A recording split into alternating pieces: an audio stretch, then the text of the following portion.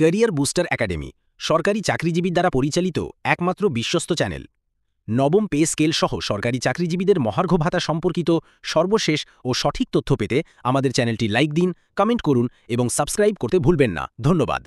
নতুন করে খবর হলো যে আপনারা ইতিমধ্যে দেখেছেন যে পে কমিশনের কিন্তু কার্যক্রম শুরু হয়ে গেছে। আমি আজকে স্ট্যাটাস দিয়েছিলাম যে পে কমিশনের কার্যক্রম জনপ্রশাসন মন্ত্রণালয়ের পুরাতন বিল্ডিংয়ে কাজ শুরু হয়েছে এবং আগামী সপ্তাহে আপডেট বলতে আগামী সপ্তাহে একটি মিটিং হওয়ার সম্ভাবনা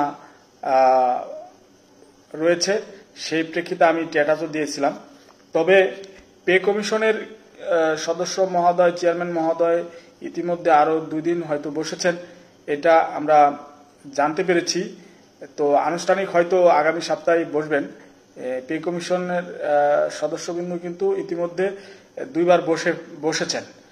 এটা আসলে খুবই গোপনীয়তার সাথে সবকিছু করা হচ্ছে, কারণ আপনারা জানেন যে বর্তমান সময়ে এই সোশ্যাল মিডিয়া এবং সাংবাদিক, অর্থনীতিবিদ, তারপর বিভিন্ন জন আছেন এই পে কমিশন গঠন হওয়াতে অনেকে এটাকে নিয়ে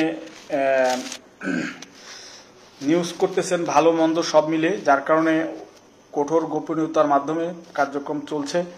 আমরা আমাদের যারা যে সকল নেতৃবৃন্দ রয়েছেন তারা অবজার্ভ করছেন পে কমিশনের কি হবে, কি হচ্ছে, কি হওয়া উচিত, এগুলো নিয়ে কাগজপত্র আমরাও সব রেডি করছি। বিশেষ করে আমাদের বাংলাদেশ সরকারি কর্মচারী দাবি আদায় ঐক্য পরিষদের আগামী কাল একটি বিকেলে মিটিং রয়েছে। সেখানে আমাদের নেতৃবৃন্দরা পে কমিশনের চেয়ারম্যানের সাথে দেখা করবেন এবং লিখিত বিষয়ে কি কি দেওয়া যায় সেসব